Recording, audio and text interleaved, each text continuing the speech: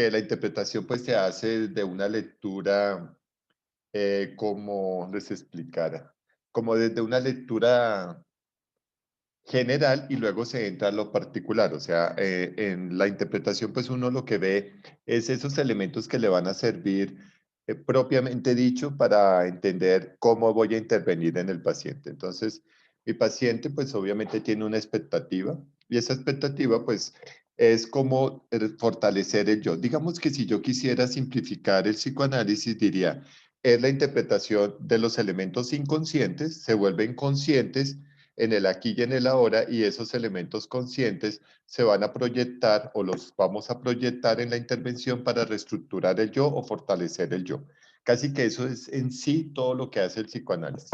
Pero para hacerlo, pues obviamente el psicólogo y el psiquiatra, porque son de las dos líneas, psicología y psiquiatría se basan mucho en los elementos freudianos. Entonces, voy a repasar un poco los elementos freudianos para que entendamos muchas cosas. Ustedes deben preguntarme mucho si no entienden el componente inconsciente, que es el elemento psicodinámico, porque con base en eso es que se trabaja la intervención. Entonces, cuando yo empezaba psicoanálisis en algunas de las universidades, yo decía bienvenidos al pensamiento mágico. No sé si lo expliqué acá. Y es que literalmente el psicoanálisis es algo mágico. ¿Sí lo expliqué acá en este curso? ¿Sí expliqué lo del pensamiento mágico? No, ¿No? profe, yo no me No, acuerdo. profe. No, profe. Bueno, entonces póngale cuidado, muchachos. Todo el mundo tiene un elemento consciente, o sea, todos utilizamos la razón. Y entonces la razón nos hace pensar. Pero todo el mundo tiene un componente mágico en su vida. O sea, por ejemplo, uno conoce una persona muy especial y le parece mágico el momento, o uno tiene una situación, digamos, de una pérdida y uno espera que la persona llegue mágicamente y le golpeen la puerta cuando, por ejemplo, no se resuelve bien un duelo, o uno tiene un dolor de cabeza y piensa que si abre mucho los ojos o los cierra, se le va a pasar el dolor de cabeza. O sea, hay como unos pensamientos mágicos. Uno siempre le apuesta algo a la lotería o siempre quiere una ganancia en algo mágico. Es tan fuerte el pensamiento mágico que todos los niños cursan con un pensamiento mágico. Por ejemplo, durante el sueño, va a ser una de las técnicas que se llaman interpretación de los sueños. Durante el sueño, el niño sueña con comerse una paleta. ¿Qué hace tan pronto se despierta? ¿Qué hace? Pide una paleta. Pedir No, la paleta. no pide la paleta, busca la paleta que se estaba comiendo, ¿sí? Y él dice, mami, yo me estaba comiendo una paleta, ¿en dónde está mi paleta? O sueña que le regalaron un juguete. Y entonces dice, ¿dónde está mi juguete? Entonces esos sueños se llaman sueños ideacionales y nacen del pensamiento mágico. Cuando nosotros en la Universidad Nacional, entramos al mundo del psicoanálisis, era a partir del pensamiento mágico. Y nosotros leímos un libro que se llama Pensamiento Mágico. Todas las culturas, todas, tienen pensamiento mágico. Explican un poco la creación. ¿Quién explica la creación? El pensamiento mágico. ¿Quién explica muchas de las cosas de la vida? El pensamiento mágico. Ustedes, por ejemplo, muchos soñarán con pasar esta materia, eso es de pensamiento mágico. Que no sea realidad es otra cosa. Entonces, vamos a ver un poco esos elementos del pensamiento mágico. Entonces, digamos que el psicoanálisis vamos a entenderlo en tres posiciones.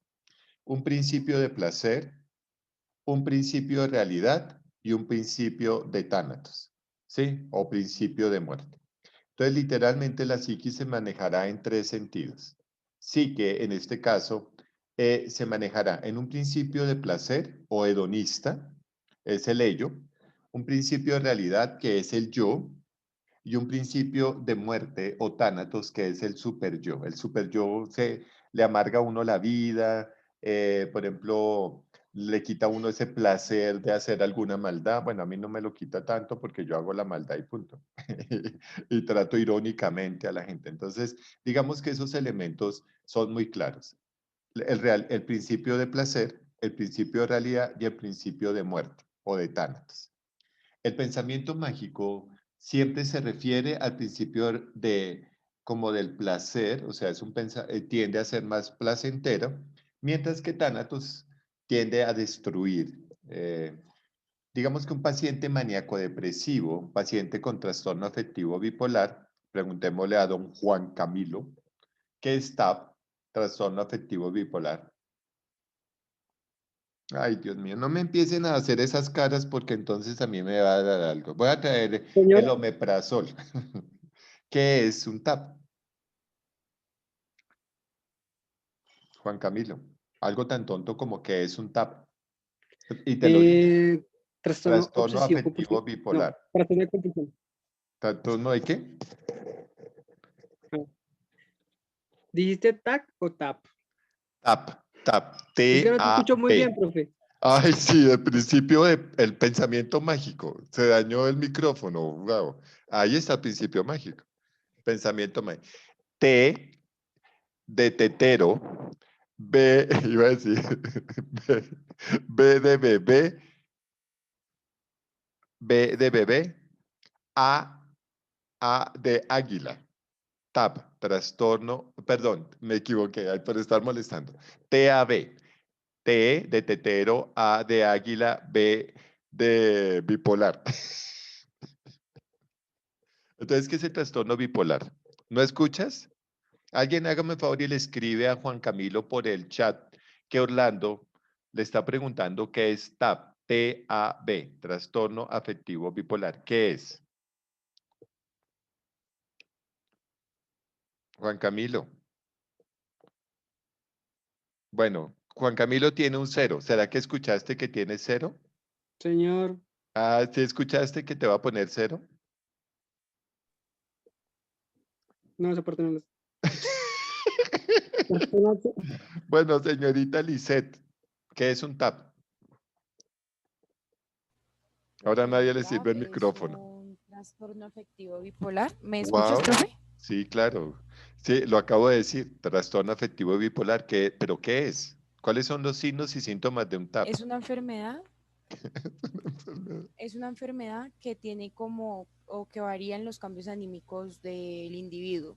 Podría empezar con la euforia como tal y después ya estar desanimado. La Wow, depresión, la desesperanza. me has descarrastado. Sí, se llama trastorno del estado del ánimo. Muy bien, empieza con elementos de euforia y cómo clínicamente, Lisset, se llaman esos estados de euforia.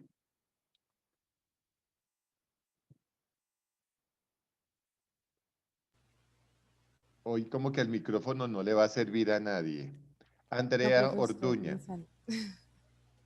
¿cómo se llama clínicamente los estados de euforia exagerado? Andrea Orduña. Mm, profe, no, la verdad no sé. Ay, no, muchachos. ¿Quién sabe? Ah, Tomás, es que ayer estaba en manifestación. A ver, Tomás, te escuchamos. No, profe, pues No, pues tienen todo cero, hermano, porque ¿cómo no saben qué es un TAP? Profe maníaco. Profe, sería manía, sí. Muy bien, sería una manía, perfecto. Los estados de euforia se llama cuadro maníaco, manía, o sea, una manía. Y se llama bipolar porque aquí en este extremo, tengo un polo positivo llamado manía. ¿Y cuál será el polo negativo? ¿Cuál La será? depresión. La Depresión. depresión, claro. La depresión se clasifica en dos tipos de depresión.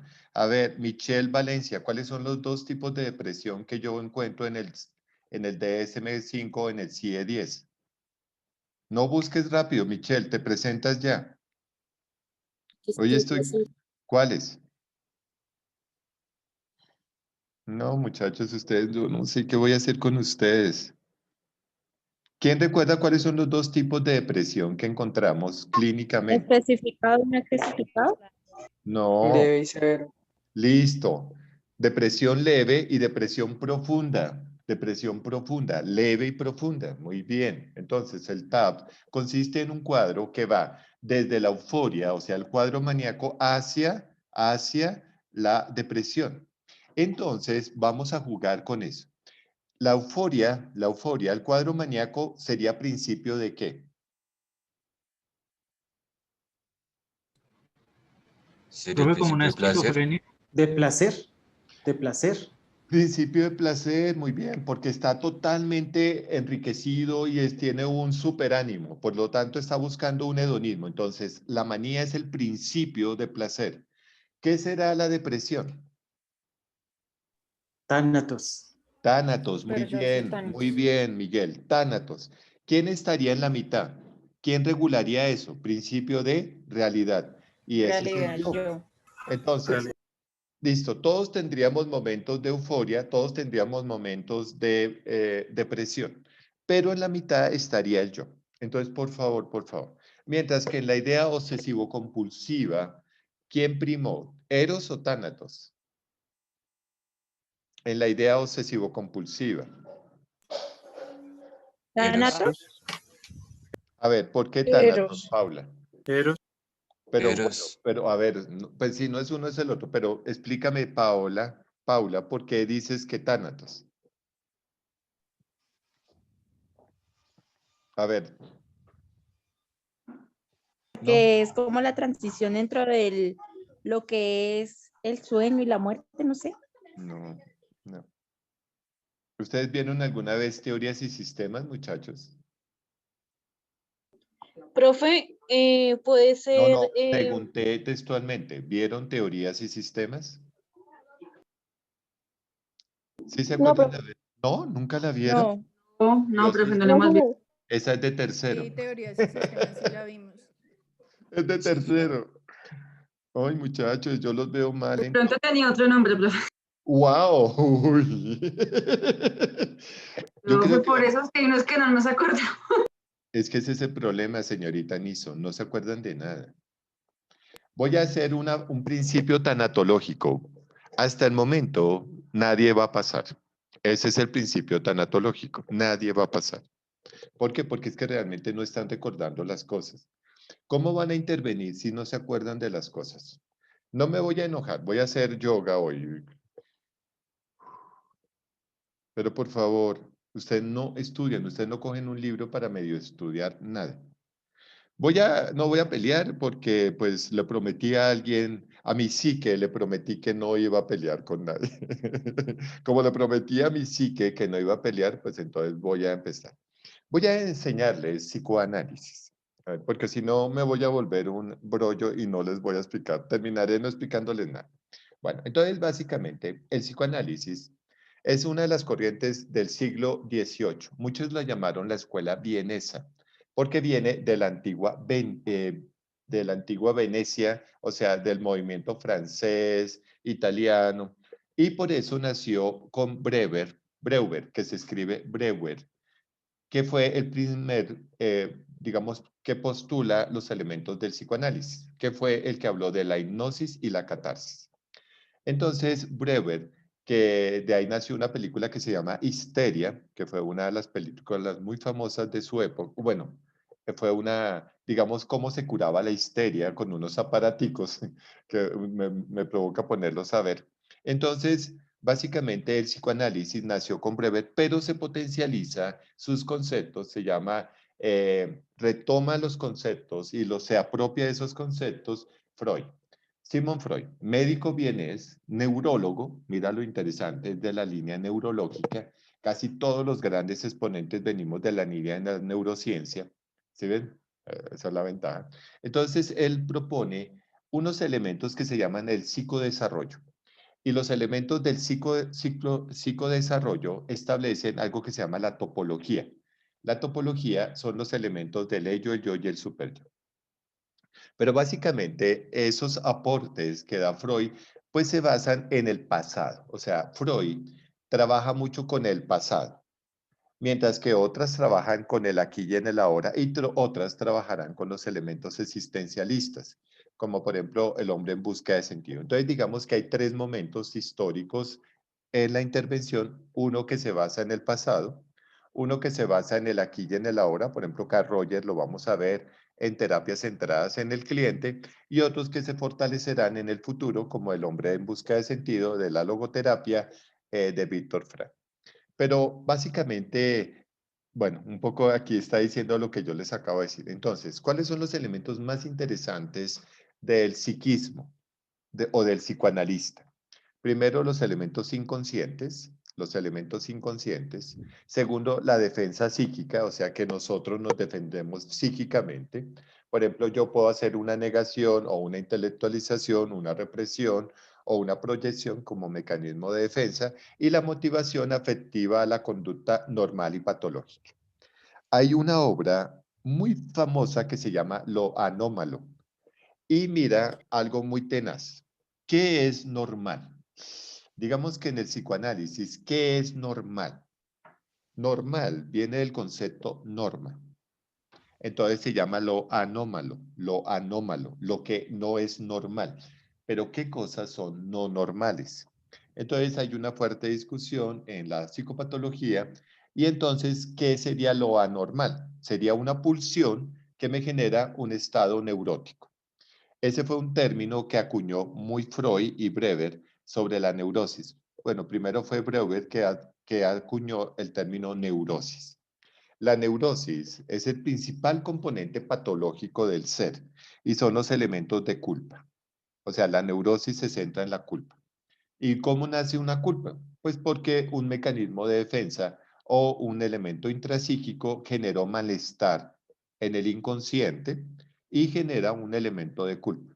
Por ejemplo, a mí me gusta una persona y esa persona me fascina, me encanta, inclusive dejemos, listo, va a ser mi esposa, pero tiene un pequeño problema y es que ella tiene una relación afectiva ya establecida. Yo puedo resolverlo, pues tranquilizándome y decir, bueno, sí, yo entiendo que me encanta y estoy muy enamorado de ella, pero pues no puede ser. Y entonces mi elemento intrapsíquico dice, bueno, pues sí, esperemos a ver qué pasa, démonos un tiempo, tal. Pero puede ser que mi elemento intrapsíquico, o sea, mi elemento psíquico, entre en conflicto. ¿Sí me entiende? Entre en conflicto y decir, ay, es que yo soy mala persona, ¿cómo voy a dañar ese matrimonio? ¿Cómo voy a pasar ciertas cosas? Entonces no, y entonces genera una culpa muy fuerte llamada neurosis y esa culpa se manifiesta no solamente en el aparato psíquico, sino se manifiesta orgánicamente. Entonces me da náuseas, vómito, no duermo, tengo taquicardia, etcétera, etcétera. Entonces, digamos que esos elementos se proyectarán a partir de una patología o se resuelven. Digamos que intrapsíquicamente uno podría resolver ciertos temas y no verse tan afectado. ¿Entiende? Pero ¿quién nos protege? ¿Cómo nos protegemos? Pues obviamente nos protegemos gracias a esos mecanismos de defensa. Muy bien. ¿Cuál es el interés central de la teoría psicodinámica? El pasado. O sea, el pasado nos marca y nos marca muchísimo. Casi que el pasado deja una huella, ¿cómo diríamos? Una huella que no se puede, ¿Imborrable? imborrable, gracias.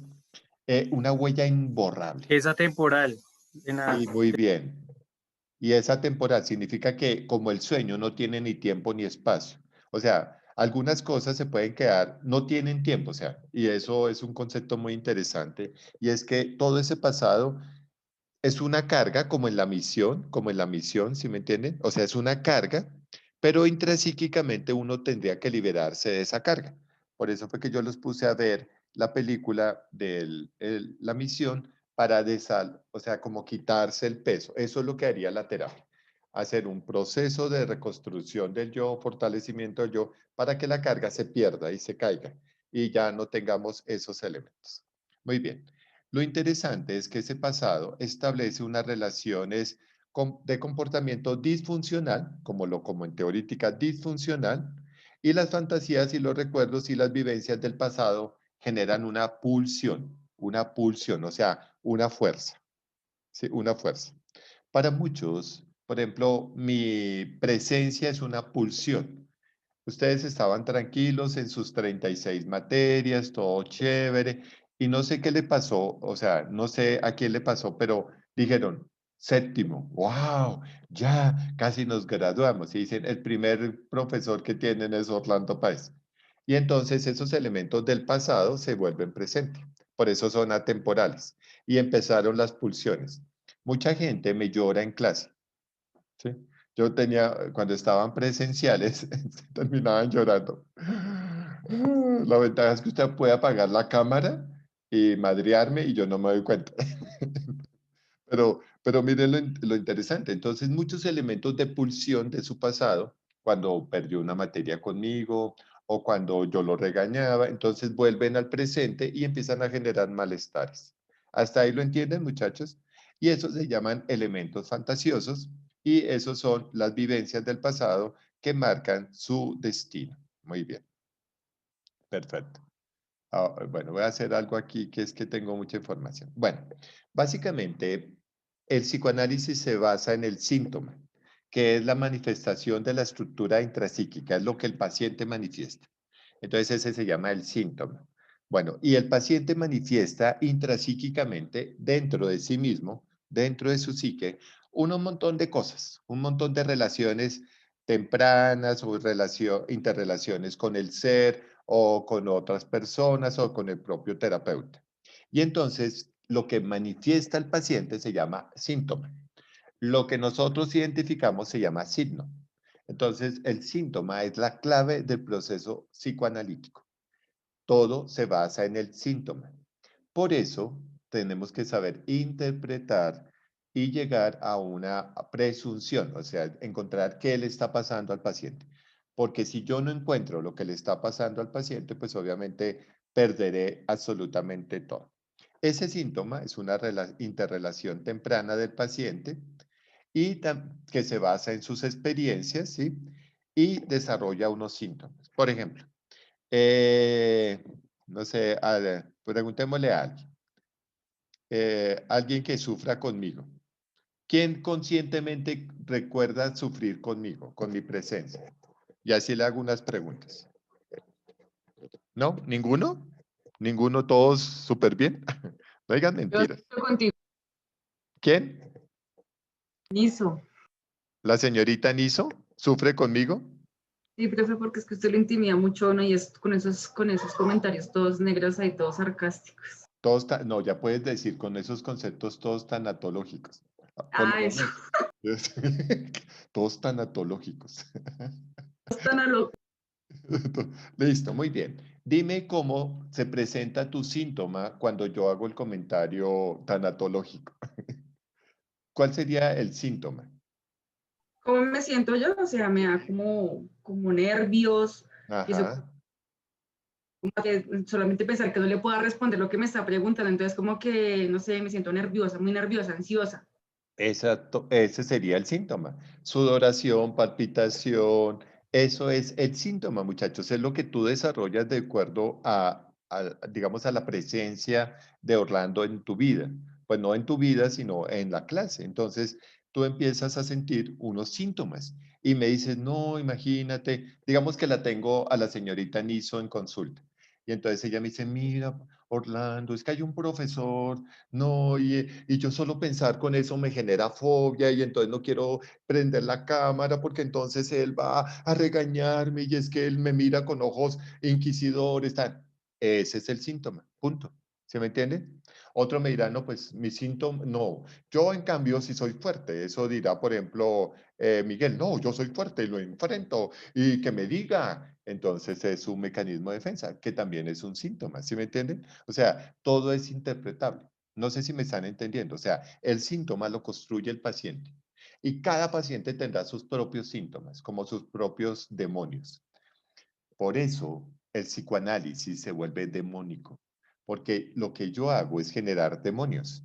Y el paciente habla un poco, y ese es el chiste del cuento, el paciente habla desde sus demonios, porque yo le alimento eso, y eso es lo que va sacando el síntoma. O sea, casi que uno haría un exorcismo con ustedes. ¿Sí me entiende? Coge el síntoma y lo saca. ¿Sí me comprende? Lo saca. Pero ¿cómo lo vamos a sacar? Primero identificando el síntoma. No sé si me entienden. Si yo no identifico el síntoma, entonces no puedo literalmente extraerlo. ¿Sí? Es como si fuera una cirugía. ¡Sha! Lo saco. Entonces, para entender esto, el síntoma nace en cada individuo y es diferente. ¿Y de qué es diferente? De acuerdo a sus experiencias. Entonces, si yo tengo buenas experiencias, tendré unos síntomas particulares. Si tengo unas malas experiencias, tendré otros síntomas. Pero todo se vuelve sintomático. ¿sí? Por eso hay una frase en clínica que dice, es muy raro que el paciente esté asintomático. ¿Sí me entienden? Es muy raro que yo tenga una persona en consulta asintomático. Esta mañana me preguntaban que si yo iría al psicólogo. Y yo, pues no creo que no iría. Entonces me decían mis estudiantes, bueno, ¿y por qué? Y yo, porque es que no es que yo no tenga síntomas, pero para mí sería muy complicado porque utilizaría la intelectualización, ¿sí? La intelectualización para que otro compañero mío me atienda. Pasó una vez, yo estaba pasando por una situación y llamé a mis compañeros y la verdad es que casi ninguno dijo, venga, yo lo atiendo, ¿sí? Sí, yo no sé por qué. Me dijeron, listo, contratémosle a Orlando uno aparte de todo el grupo de salud mental, busquémosle a alguien afuera. Cuando yo llegué a la primera consulta, él empezó a preguntarme cosas. Yo decía, este man, ¿para qué me está preguntando esa pendejada? Y entonces me dijo, ¿qué hace, señor? Y yo vendo Biblias. O sea, yo soy vendedor de Biblias. Y se me queda mirando y me dice, ¿en serio? Y yo, sí. ¿Quiere un libro? ¿Quiere una Biblia? Pero el man no me, o sea, sí, ya lo desestructuré, de pronto el porte y actitud. Y yo le dije, ¿sabe qué, mano? Yo le pago la consulta, pero me quiero ir ya. Levanto la sesión. No quiero estar acá por los síntomas. Digamos que uno a veces, por eso es un mecanismo de defensa, ese elemento de no querer enfrentarse a una persona igual a uno. ¿Sí? Es muy complicado, es bastante complicado. Listo. Pero entendieron el síntoma, todo es sintomático, todo. Por ejemplo, que Leison tenga atrás el yin y el yang, eso es un síntoma. Todo se vuelve sintomático. Que usted se muerda el labio, que usted se mueva. Realmente eso es lo feo del psicoanálisis. Todo es fácilmente interpretable. Hasta lo que yo digo puede ser interpretable, que es un elemento bien complicado. Listo. ¿Qué debe hacer el terapeuta? Obviamente, identificar el síntoma. Listo. ¿Cuáles son los fundamentos básicos del psicoanálisis? Se basa en la significancia que el sujeto confiere a los objetos. O sea, yo le doy un significado a este objeto. Pues se acuerdan que lo traje por lo que hay muchos estudiantes en la luna. Entonces, este es un regalo para comunicarme con esos estudiantes. Ahí le estoy dando un significado. Entonces se llama relación objetal. El ser humano siempre genera relaciones objetales y la relación objetal es el significado que yo le doy al objeto. Por ejemplo, esto me lo regaló alguien que yo me tiene como deslumbrado y entonces yo al objeto le doy un significado. Si se me llegara a partir, entonces es como si tuviera una ruptura con esa persona y entonces me duele. Entonces, lo más interesante es la relación que hay entre los objetos y el individuo. Y esa relación se llama relación objetal. Por eso ustedes ven que hay gente que se pega a las cosas. No, se pegó al celular y ¡ta! Se pega adicta como pegante ahí al celular, porque tiene una relación objetal. O, por ejemplo, lo deja la pareja, pero la pareja lo trataba a las patadas. ¿Pero por qué le duele? Porque rompió con el objeto, no con la persona, sino con el objeto. Es una relación objetal. Profe, Dime.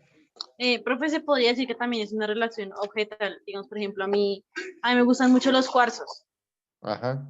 Y tienes una transparente y uno interrelación. azul. Sí, exacto. Tienes una Y tengo relación. una piedra amatista, sí. Entonces una vez yo me levanté, bueno, estaba durmiendo y me levanté y no tenía el cuarzo. Y yo entré como en la preocupación, pero o sea, llegó una preocupación que yo decía, no estaba tranquila sin encontrar el cuarzo. Y yo revolqué la casa y lo encontré. Listo. Y yo creo que sí se podría comparar como una relación Claro, objetal eso ahí. es una relación objetal. ¿Sí me entiendes? Por ejemplo, todos tenemos relaciones objetales. Sí, hay gente, por ejemplo, que su relación objetal es con una persona, o es con un objeto, o es con una, ¿cómo te explicará? Con algo no tan tangible, pero siempre hay relaciones objetales. Y esas relaciones objetales generan conductas. ¿Sí me entiendes? Y uno dice, por ejemplo, el fetiche. El fetiche es una relación objetal con la persona o con el objeto. Por ejemplo, los tacones. No es con la persona, es con el objeto. ¿Sí me comprenden? Esa relación es objetal. Y mira lo interesante. En el fetiche, preguntémosle a alguien solo por preguntar. Señorita, espérate que ahí yo siempre, Ligia, ¿qué es el fetiche y en dónde está clasificado? ¿Pero de qué tipo de fetiches, profe? No, el fetiche está clasificado dentro de uno de los trastornos. En el CIE 10. Trastornos.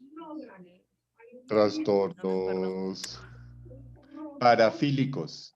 Son parafilias, voyerismos y Pues yo fetichismos. lo Trastornos de la iba a llevar como sexualidad. por el lado sexualidad, sí. Claro, están Por clasificados sexualidad. dentro de las parafilias, voyerismos y fetichismo.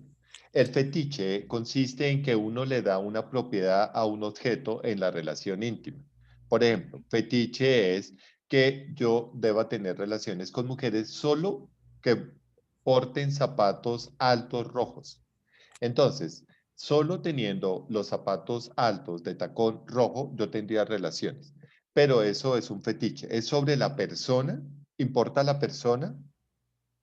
No, No. ¿Qué importa? está el El elemento. objeto. El Profe, objeto. o también objeto. puede ser que solo con mujeres de cabello mono. No.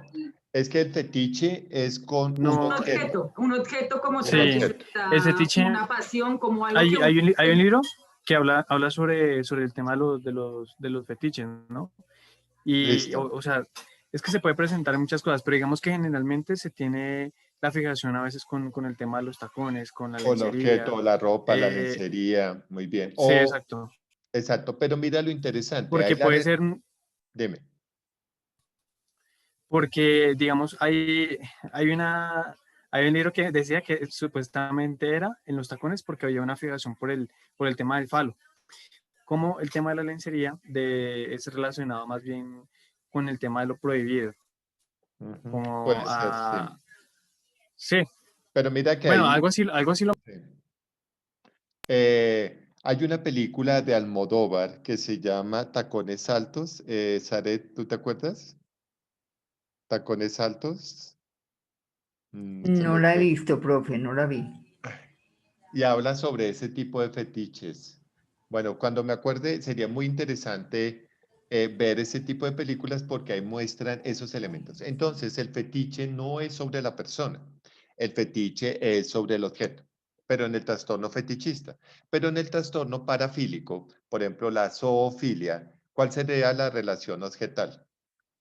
¿Con una persona? Con un animal. Con un animal, muy bien, con un animal. Entonces esa sería. Entonces mira cómo en los trastornos de la sexualidad, que Freud fue la crítica más grande que tuvo, que todo lo centraba en su sexualidad, en la sexualidad. Entonces la relación objetal en la parafilia es con, en este caso, zoofilia, con un animal, necrofilia, con un cadáver, paidofilia, con un niño, así sucesivamente. Entonces entendieron que las relaciones objetales se dan. ¿La madre tendrá una relación objetal con su hijo? En muchos casos sí. ¿Por qué? Porque lo cuida, o sea, tiene una relación proximal. Bueno, ahí me acordé de lo que son las relaciones proximales. Las relaciones proximales son las de cercanía afectiva.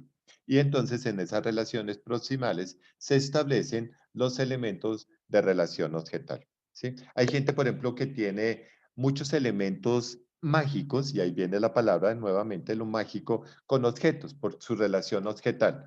Por ejemplo, el niño, por ejemplo, no me acuerdo cómo se llama en Charlie Brown, el niño que anda con la mantita. Que Snoopy siempre se la quiere quitar. Ay, no me acuerdo. Pero sí se acuerdan de ese niño que siempre tiene una mantita, ¿sí? Y que siempre la tiene que tener como pegada así cuando va a dormir o cuando está ahí. Entonces esa es una relación objetal. Cuando el niño chupa dedo, es una relación objetal con el dedo. Y solo puede dormirse con chupando dedo. Entonces se llaman relaciones objetales. ¿Listo? Es normal porque es parte del pensamiento mágico. Muy bien. Listo. Aquí estaría la estructura topográfica. Perdón. ¿Lainos? Ah, Lainos, se llama el niño. Lainos es el niño que utiliza la mantita y Snoopy siempre se la quiere quitar. Bueno, ¿cuáles son los elementos Es que Luis usted siempre está pendiente a ayudarme. Es que su personaje favorito es Snoopy. Muy bien, entonces, miren que topográficamente el modelo establece 3 principios fundamentales: el ello, el yo y el superyo. Voy a tratar de explicarlos con una lámina. Un segundito, por favor. Esos son topográficamente. Ojo, topografía es como la distribución.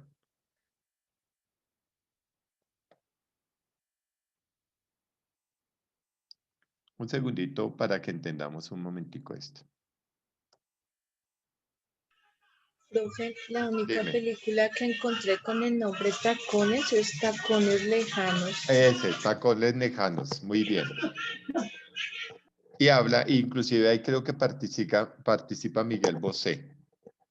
Es una película creo que de Almodóvar, ¿cierto? Bueno, ni de silla. Bueno, listo.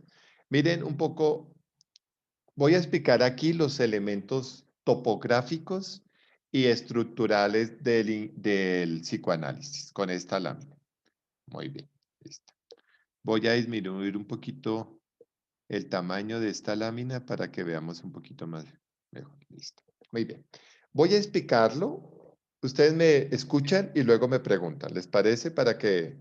Listo. Ahí tengo la estructura realmente psicoanalítica. Bueno, el psicoanálisis se basa en 3 elementos fundamentales. Uno es el yo, el otro es el ello y el otro es el superyo. Los 3 elementos pertenecen a unas estructuras psíquicas llamadas consciente, preconsciente e inconsciente. ¿Eso sí se acuerdan bien ustedes? Listo. Entonces, ¿qué es lo consciente? Lo consciente es todo lo que ingresa por los órganos sensoriales y el cerebro interpreta. Eso sería lo consciente. ¿Qué es el preconsciente? Es algo que entró a mis sensores, mi cerebro como que no lo procesó muy complejamente y lo deja pasar. Eso sería el preconsciente. ¿Y qué sería el inconsciente? Aquello que entró por mis órganos de los sentidos, el cerebro no lo pensó y se mandó a lo profundo. Entonces, miren cómo es todo esto. Eso me va a ayudar a que ustedes entiendan claramente cómo hacemos la intervención. Entonces, aquí tengo, digamos, una estrella. Ay, bueno, eso quedó fea esa estrella. Voy a dibujar una estrellita. Una estrellita diferente. Listo. Veo en el cielo la estrella. Veo en el cielo una estrella, una estrella. Esa estrella fue interpretada por el consciente. Entró a mis órganos de los sensores y digo, ah, ahí está la osa menor. ¿Sí me entienden? Ahí está la osa menor. Al pie de esa osa menor hay otras estrellas que, bueno, voy a hacer como punticos porque si no me voy a demorar mucho. Listo. Hay otras estrellas. Algunas de esas otras estrellas entraron y fueron interpretadas vagamente por el preconsciente. Es decir, no dije, ah, no me sé, por ejemplo, las Splayern. En español se dicen las, bueno, M45, porque se me olvidó cómo se llama. Las Pléyades. Sí, esas, bueno, Splayers. Pero no me sé el nombre de todas, pero dije, haz el conjunto de esas estrellas. Y se quedaron sin tanta interpretación en el preconsciente. Pero las millones y millones de estrellas que estaban en el firmamento entraron, millones y millones. Usted vio el cielo y vio todas las estrellas y no se interpretaron, sino que fueron a lo profundo del inconsciente. Entonces, en lo consciente solo se interpretó una estrella. En el preconsciente se interpretaron las M41, que son como unas 10, más las Splayern, entonces se interpretaron unas 20. Pero no se interpretaron correctamente, solo se vieron las estrellas y uno dice, parece el cinturón de Orión y no más. Pero no dijo el nombre es tal. Pero millones y millones y millones de estrellas entraron por mis ojos, no fueron interpretadas y se fueron al inconsciente. Entonces, desde ese principio, lo que se interpreta es apenas un 5%, voy a ponerle un porcentaje, lo que se interpreta es un 5%, muy pobre en sí, muy pobre. Lo que se va al preconsciente, digamos que es unos 15%, 15%, estoy jugando. a ponerle un valor. Y lo que queda en el inconsciente, de aquí de esta línea que trazamos acá, de esta línea, hacia abajo, ¿cuánto habría? El 80%. O sea, ¿qué pesa en la psique? ¿Quién es el que más pesa en la psique?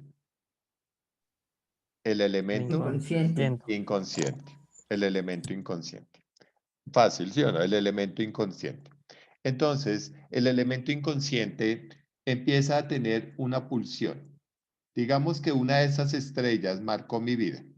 Marcó mi vida. De esas millones de estrellas marcó mi vida y empezó a generar una pulsión. Esa pulsión es una energía, una fuerza. Y esa fuerza hace que yo manifieste un síntoma. Ese síntoma al principio es inconsciente, pero en terapia lo volvemos consciente y lo resolvemos. ¿Sí me entienden ese juego? La pulsión es inconsciente. Esa pulsión genera un síntoma. Por ejemplo, la mayoría está bostezando, quién sabe por qué, inconscientemente. Entonces, bosteza. Orlando lo hizo ahora consciente y todos se van a quedar quietos y les aseguro que nadie va a volver a bostezar porque yo los estoy mirando. En ese momento que yo digo, ¿por qué estás bostezando? Usted lo volvió consciente. ¿Sí me entienden? Al volverlo consciente, yo lo puedo resolver. ¿Entendieron eso, muchachos? Es así de sencillo. Volvemos a repetirlo. Hay muchos elementos que ingresan al inconsciente. Ustedes no se dieron cuenta. Ustedes no se dieron cuenta. Ingresan, y ahorita lo voy a explicar más. Pero uno de esos elementos se volvió una pulsión, o sea, algo que en mi intrapsique empezó a volverse como un movimiento, como una estrella pulsar, o sea, como una supernova, lista a fallecer. Las estrellas, cuando van a morir, se hacen más grandes. ¿Sí me comprenden? Y mandan más energía. Al mandar más energía, el paciente genera unos síntomas que en el principio son inconscientes, pero cuando va a terapia, esos síntomas se vuelven conscientes. Se vuelven conscientes. Cuando se vuelven conscientes, lo resuelvo por medio de una terapia y en la pulsión pasa. Es nomás, eso es todo lo que hacemos. Fácil, ¿sí o no? Listo. ¿Hasta ahí tienen alguna duda? Listo. Voy a poner un caso. Listo. Imagínense, bueno, creo que lo dije en el día, no estoy seguro. Con usted yo no había hablado nada del inconsciente, ¿cierto? No habíamos trabajado el tema inconsciente por ahora. Listo, ponle cuidado. Yo voy en un Transmilenio, no, una persona va en un Transmilenio y se da cuenta que están robando a una persona y se queda mirando el robo, pero los que van acompañando al ladrón, que son como 17, no mentira, son 5, le hacen cara y que se quede quieto. Él está angustiado mirando el robo, pero no puede hacer nada. En la calle, va en un Transmilenio, va en la calle, en la calzada de particulares, un carro atropella a un perro.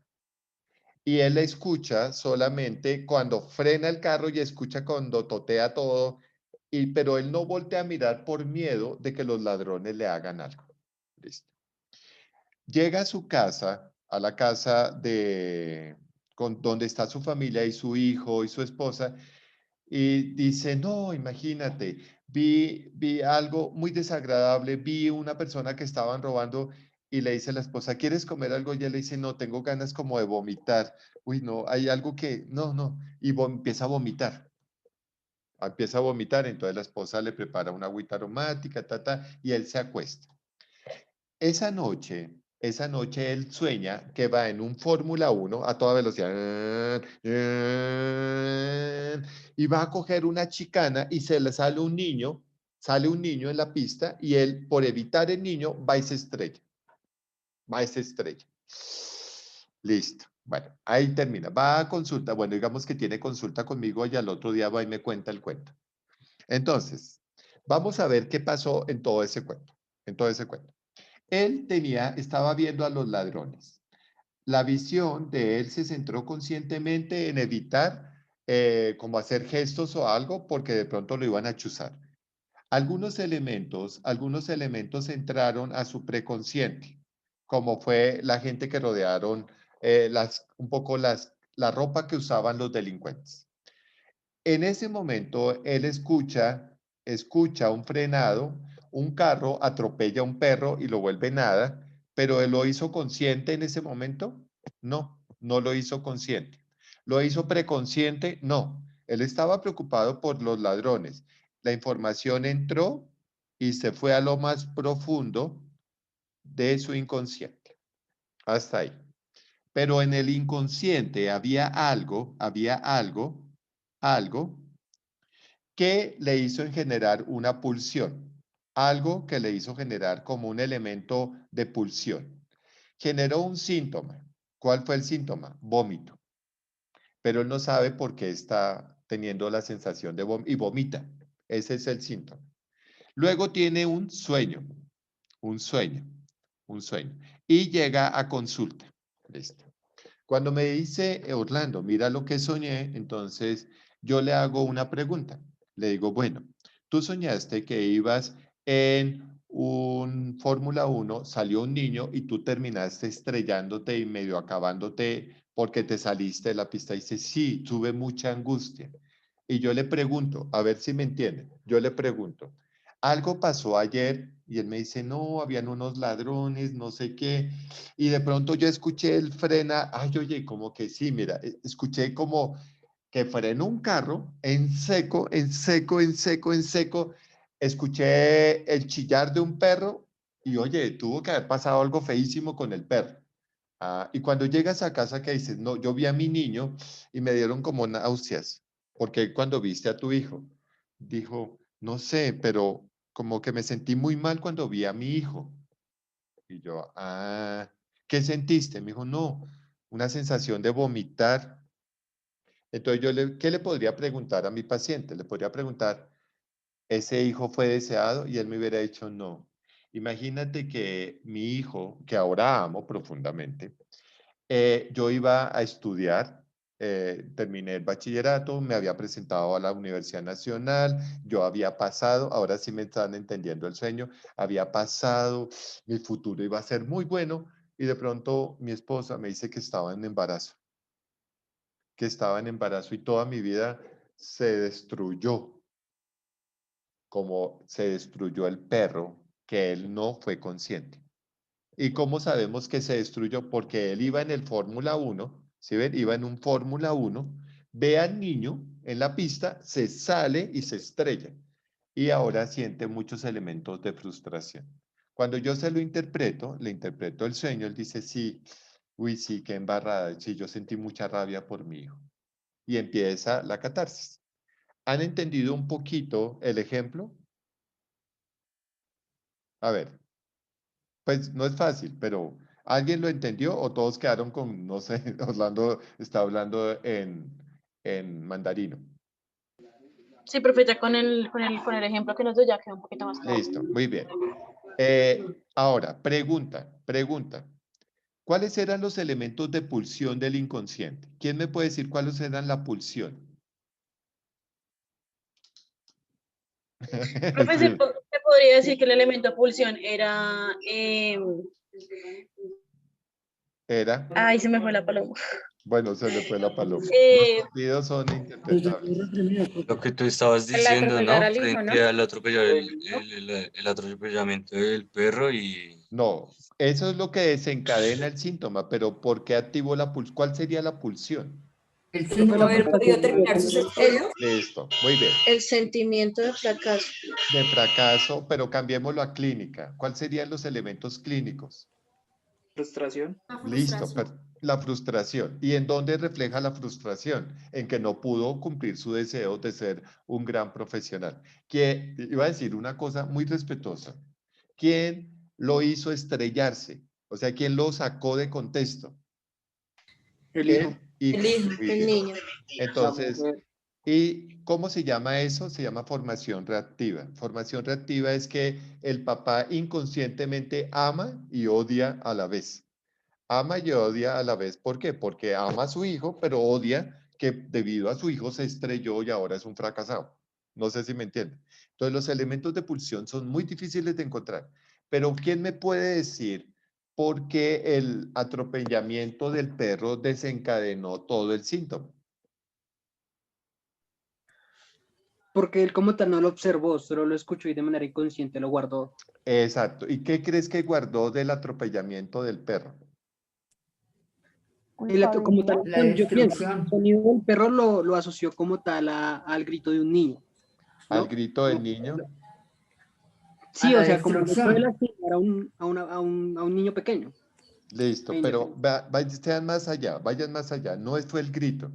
¿Qué le El momento en el que frenó el carro, profe. El freno, el momento en el que frena el carro. Sí, pero ¿cómo quedó el No, perro? la muerte del perro y relacionó con una frustración Perfecto. ¿Cómo quedó a el sus perro? estudios. Piensen cómo quedó el perro. ¿Quedó vuelto? Nada. Destruido. Nada. ¿Y él cómo siente su vida? ¿Así? Así Así como, mismo, como profe. si hubiera Destruida, sin sido nada, como si un nada. hecatombe. Ahora mira lo interesante. Encontrar esos elementos de pulsión son lo difícil en el psicoanálisis. Encontrar los elementos que desencadenan el síntoma. Es muy difícil. Pues no es difícil cuando uno tiene entrenamiento, pero entrenarlo no es fácil. Listo. ¿Quieren otro ejemplo? A ver si me entienden estos elementos. Listo. Sí. Sí, profe. Sí, Sí, profe. profe. Bueno, Sí, profe. listo. Entonces vamos con otro ejemplo. Imagínate, vamos a hacerlo a nivel así de adultos. Hay una señora, una muchacha muy bonita. Entonces está la muchacha aquí, la muchacha. Y él tiene algunos compañeros, ¿sí? Algunos compañeros que son buena gente, pero su jefe, el jefe es, me disculpan la palabra, un HPcito. El jefe de esa señora es un HPcito.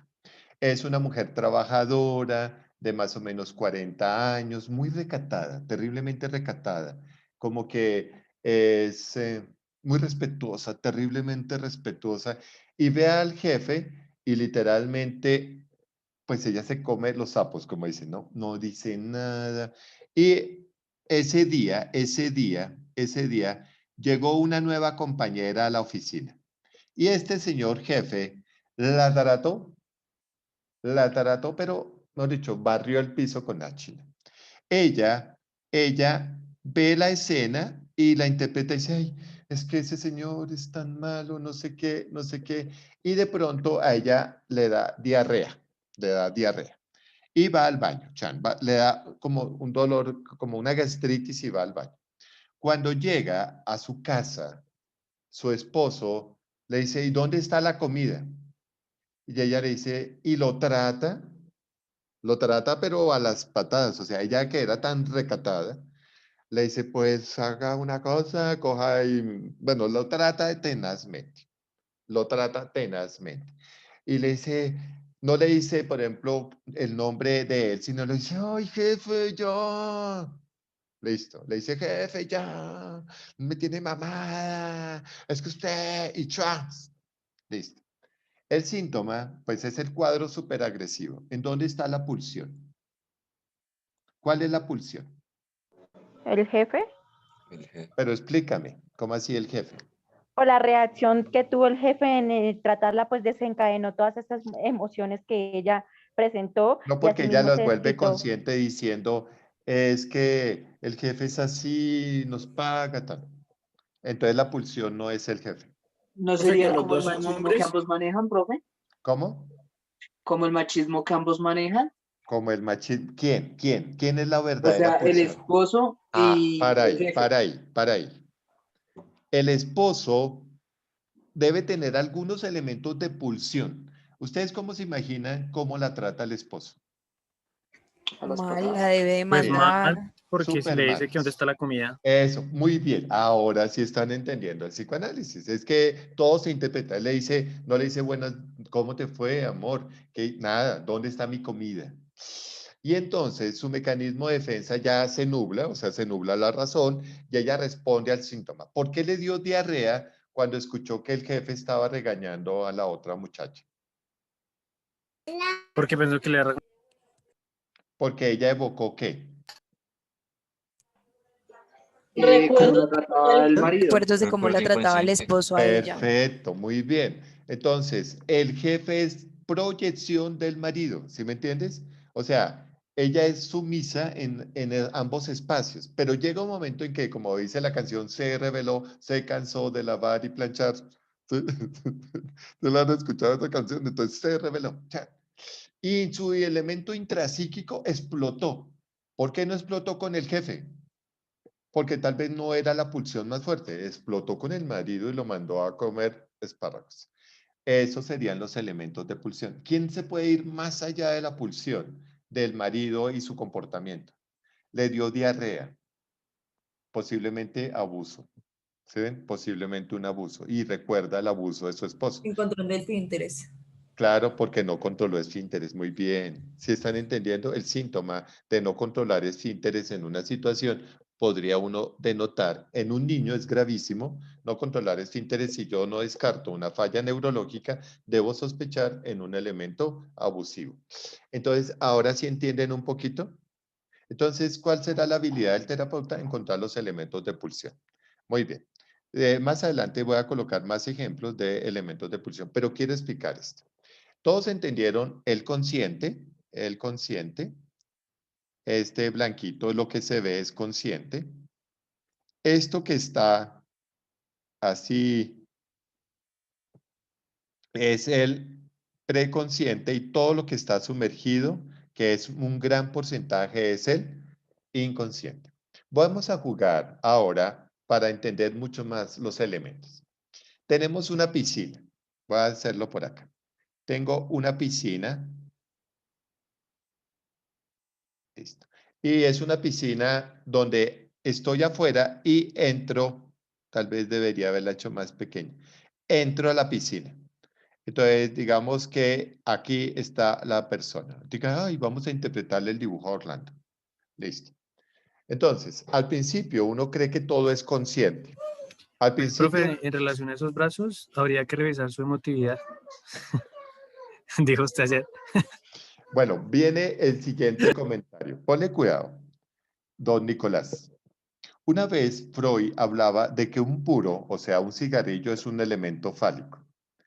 Entonces a él le dijeron, pero Freud, usted fuma puro. Y dice, para todos los otros es un elemento fálico. Para Orlando Páez y para Freud solo será un tabaco. ¿Entienden la metáfora? O sea, el elemento. O sea, yo puedo interpretarle a todo mundo algo, pero nadie me puede interpretar a mí. Esa es la condición del terapeuta, sobre todo los semidioses. Pero Entonces, ese es mecanismo de defensa. ahora que todos me van a... Ojos haré porque te puedo reinterpretar. Bueno, pero digamos que, bueno, aparte, entonces, esto que voy a decir no será interpretado. Entonces, digamos que al principio el ser considera que todo aquello que tiene es consciente. Entonces, cuando va a entrar a la piscina, cuando va a ingresar, todo se ve, ¿sí o no? Todo se ve, usted se ve todo el cuerpo. Pero a medida que vamos avanzando en los términos de la edad, nos sumergimos levemente en la piscina. Al principio, nuestros pies se van a ver, o sea, metimos ya los pies y entonces nuestros pies empiezan a ser el preconsciente, ¿sí? Porque el agua no alcanza a ver, no nos deja ver tan claro los pies. ¿Sí me están entendiendo?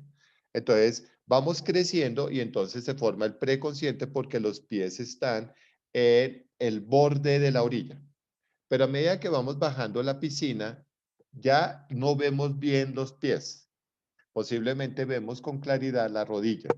Ya los pies en qué mundo están. En el inconsciente. ¿Sí ven? En el inconsciente.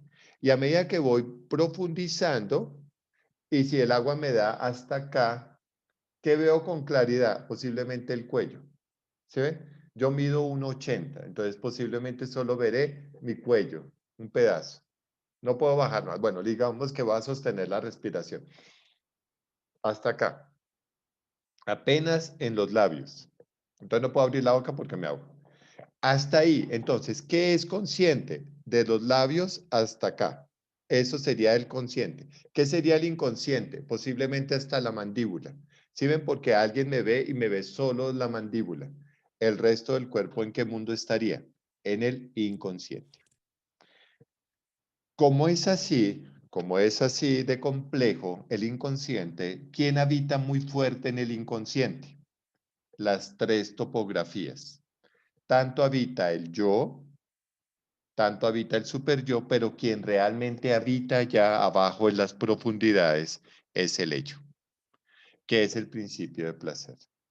Tánatos, mira que está entre lo consciente, lo preconsciente y lo inconsciente. Y el yo está más en el mundo de lo consciente, de lo preconsciente y algo de lo inconsciente. ¿Entienden eso, muchachos? Entonces, la pulsión del placer es más del ello, la pulsión de muerte es del superyo y la pulsión de realidad o principio de realidad es del yo. ¿Hasta ahí comprendimos eso? ¿Dónde estarán las pulsiones más fuertes? Las pulsiones más fuertes están en el En el ello. ello. En el ello. Son las pulsiones de una fuerza impresionante. ¿Sí? De una fuerza impresionante. Por eso, si yo me devuelvo un poco a la psicopatología, los trastornos parafílicos son tantos. O sea, si yo reviso la literatura, tengo 125 trastornos parafílicos, tantos voyeristas, tantos fetichistas, ¿no? ¿Sí me entienden? O sea, los temas de sexualidad en la ley son muy delicados. No sé si ustedes sepan, o sea, un delito sexual es un delito serio. A uno le pueden robar cosas, pero la sexualidad tan... imagínate que han acabado guerras gracias a ciertos movimientos que se llaman de las piernas cerradas. O sea, las mujeres le quitan la atención a los hombres para que terminen las guerras. En las guerras, ¿ustedes vieron Pecados de Guerra? ¿Esa película?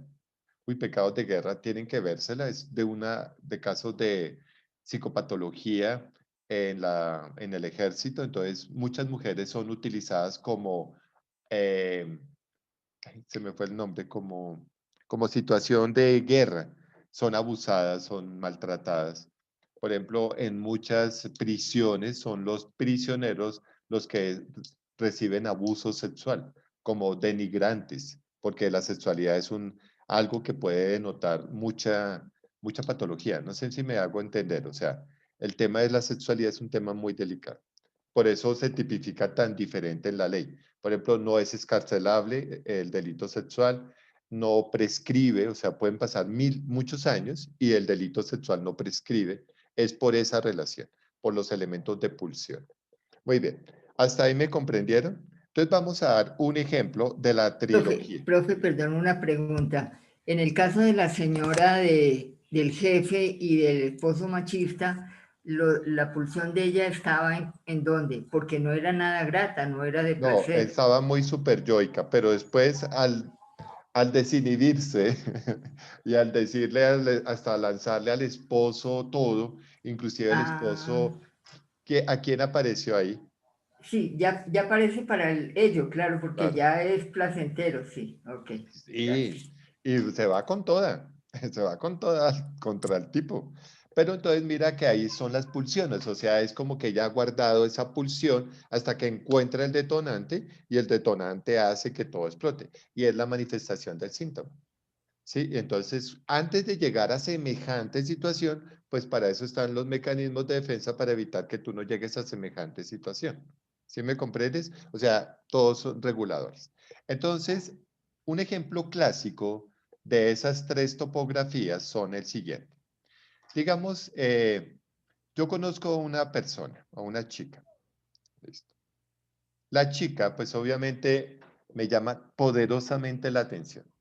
¿Qué diría el ello? Y eso es muy clásico. ¿Qué diría el ello? Pues no pierda oportunidad, cáigale. Pero si ella no le presta atención, abuse de ella.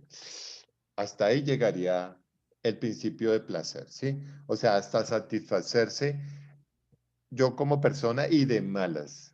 Listo. ¿Qué diría el super yo? Diría, no, pero ¿cómo vas a hacer eso, Orlandito? Tú vas a dañar tu carrera. No, entonces él me castiga y entonces me genera síntomas de que tengo malestar, que no puedo hacer o me flagelo. sí, como en la película, se me olvidó, Demonios, la de Código Da Vinci, donde uno de los Ángeles y demonios. ángeles y demonios, gracias, o en Código Da Vinci, donde hay flagelación y el que los va a buscar, ¿te acuerdas que se coloca se castiga? Ese es el super yo. Pero ¿qué diría el yo? Dice, ay no, relájese, Orlando, a ver, no la va a ir a abusar, pero tampoco se va usted a golpear, a ver, hermano, pues sea lógico, a ver. Entonces busqué una estrategia para caerle. Sí, ya. Miremos, a ver. Entonces, mi yo construye una estrategia. No puedo entrar a abusar de ella ni tampoco puedo flagelarme. ¿Qué haría mi yo? Dice, mira, está en una clase, entonces, pues busquemos que ella esté cerca de ti. Entonces dice, ay, vamos a escoger a alguien que sea mi monitor, a mi monitor. Entonces, ay, bueno, vamos a hacerlo. Entonces, a ver si me entienden el chiste. No, vamos a pensar en un número. A ver, por ejemplo, Vanesita, no, tú no vas a ser mi objeto, mi relación objetal, sino te digo, Vanesita, hazme un favor, dime un número del 1 al 10, del 1 al 40. Y de pronto, ella me dice 25. Y yo digo, como ustedes no me ven, yo dije, ay, voy a molestar a Daniel, le tocó a Daniela. Hola Daniela Torres, mi objeto, ella sí va a ser mi relación objetal. Entonces le digo, hola Daniela, ay Danielita, ¿a ti te gustaría trabajar como mi monitora? Entonces Daniela dice, ay, pero es que Orlando me genera muchas pulsiones negativas. Entonces empieza, no, entonces ella me dice, sí, sí, profe, sí, sí, uy, chévere. Yo, bueno, Danielita, te quedas al final de la clase y tú me regalas tu número de teléfono porque hay que encontrarnos de vez en cuando para actualizar el parcelador. ¿Sí ven? Busqué la estrategia. Busqué la estrategia que Daniela, o sea, no lo vas a tomar a mal, Danielita, no, no te estoy insinuando nada, pero para que Danielita ya esté cerca de mí. Tengo ya su teléfono. Clave número 1. Tengo ya su teléfono. Tengo el poder de llamarla. Y entonces mi yo quedó tranquilo. ¿Se ve? No le ganó el ello, ni le ganó el super yo. El yo negoció y por eso se llama instancia reguladora. Este jovencito regula. Regula. Pero, ¿qué pasaría si Daniela llega y me dice, ay, pero, entonces yo le digo, oye, Danielita, imagínate que te voy a invitar a un congreso. Te podrías ir como mi monitora y me dice, sí, chévere, pero profe, yo quisiera comentarle que es que quiero llevar a mi esposo. Y yo, ¿cómo así? ¿Cómo así? Entonces, ahí empiezo a buscar otra estrategia, porque ahora me resultó que, Daniela, ¿cómo así que me resultaste casada? Entonces, si me entienden, el yo empieza a buscar ahora otra estrategia. Y dice, no, ya quiero cambiar de monitora. Ya que busquemos otra monitora. No, mentiras, Danielita. Entonces, miren cómo el yo busca elementos y esos elementos para lograr el equilibrio se llaman mecanismos de defensa. Y esos mecanismos de defensa que los vamos a ver como represión, sublimación, introspección, intelectualización, formación reactiva, esos proyección, esos nos ayudan a que el yo regule. Ni tan cerca que queme al santo, ni tan lejos que no lo alumbre. Le permite un equilibrio emocional. ¿Hasta ahí me entendieron un poco este cuento? ¿Sí? Para resumir un poco estas tres instancias, digamos, a ver qué se le ocurre. A ver, miremos esto. Hay alguien que le encanta cortar carne, cortar carne. Eso se llama sublimación. Corta carne y le fascina cortar carne, ver cómo el cuchillo entra, cómo el cuchillo entra. Pero viene de una familia con buenos ingresos, o sea, una familia con dinero. Él le encantaría tener una profesión. ¿Cuál sería la profesión que él quisiera tener? Porque le encanta tajasear, le encanta cortar, desmembrar. ¿Cuál sería una Chef, profesión? médico bueno, Cirujano. Cirujano, exacto. Entonces o algo forense o algo así que se exacto. relaciona. Muy bien, o algo forense que se relacione. Pero si es pobre, ¿qué le tocará hacer? Carnicería. Carnicero. Sí, le tocó de carnicero. Entonces, listo, es un chiste, es un chiste. Pero sí me entienden, o sea, el yo busca soluciones. El yo busca. Ahora, listo. Digamos que no es carnicero ni cirujano. Se puede meter un poco de cocinero, porque el cocinero también corta y desposta. ¿Se me entiende? Entonces, ¿qué hace yo? Busca estrategias para que ninguna de las dos fuerzas gane y él pueda hacer lo que quiere, ¿sí? Hacer lo que quiere y cumplir como una función social y que no se vea tan mal visto. Entonces, esos serían los elementos del inconsciente. Listo, ¿me entendieron? Entonces, entendieron consciente, preconsciente, inconsciente. ¿Qué buscamos del inconsciente? Las pulsiones. Esas pulsiones generan ¿qué? Síntomas, y esos síntomas se hacen manifiesto. Nosotros vamos a entender el síntoma como algo que se manifiesta, por eso se llama síntoma manifiesto. O sea que el paciente lo manifiesta, dolor de cabeza. Por ejemplo, esta mañana una estudiante mía, Lina, me dice, Orlando, llevo varios días con dolor de cabeza. Entonces yo le digo, bueno, ese es el síntoma manifiesto. Pero ¿qué ha pasado? Dice, no, tengo mucho trabajo, no puedo dormir. Ya, esos son los síntomas inconscientes. Porque el dolor de cabeza es la manifestación orgánica de algo que tiene, y me dice, es que me duele toda esta parte. O sea, lleva una carga muy fuerte en la espalda. Entonces, eso es lo que genera el síntoma. Muy bien. ¿Puedo seguir o tienen alguna pregunta? ¿No? ¿No tienen preguntas? Muy bien, Yo, profe, entonces, yo dime. tengo una pregunta. Digamos, ahí en esa identificación que nos estás diciendo, eh, listo, ya el paciente genera la sublimación. Ajá. ¿Cómo podemos identificar entonces que esa pulsión no trascienda, aún así teniendo la sublimación, él continúe con la pulsión y no Listo, solo perfecto. aplique su profesión, sino también entonces ya genere algo patológico? Exacto. ¿Tú te acuerdas que había una película, como una serie de Netflix, no sé, que era un cirujano que le encantaba descuartizar y luego empezó a matar la gente para descuartizarla? Entonces, ahí es donde lo que tú estás diciendo, la pulsión le ganó y ya, sí era cirujano, pero buscaba matar un poco a la gente para gozar con ciertos placeres. Frankenstein, el doctor Frankenstein, realmente tendría una pulsión muy fuerte, ¿sí me entiendes? Porque inclusive él era médico, pero empezó a reunir partes y sacaba cadáveres, inclusive, ahorita me acordé de una cosa que ya te explico, y empezó a formar un cuerpo. Deben ver la película El silencio de los inocentes. ¡Wow! ¡Qué películas! El silencio de los inocentes, que es de nuestra época, muestra mucho, no sé si ponérsela a saber porque entonces no la ¿La explicaría. violencia? Dime. ¿La No, violencia? no, el silencio de los inocentes es que hay un homosexual que quiere tener un vestido de piel de mujer. Entonces, rapta a las mujeres gorditas, gorditas más o menos, las pone a aguantar hambre, luego las mata y le quita la piel para coserse un vestido de mujer. Es una peliculaza, o sea, desde la psiquiatría es una película muy compleja. ¿Cómo se llama, profe? ¿El qué? El El silencio silencio de de los inocentes, el silencio de los inocentes. Entonces, él quiere simular el vestido de una mujer, pero para simular el vestido de una mujer, pues obviamente se fue a la pulsión más fuerte, ¿sí? Que fue del leyo y es con piel de mujer. No sé si me entiendes. Hay Profe, una, dime.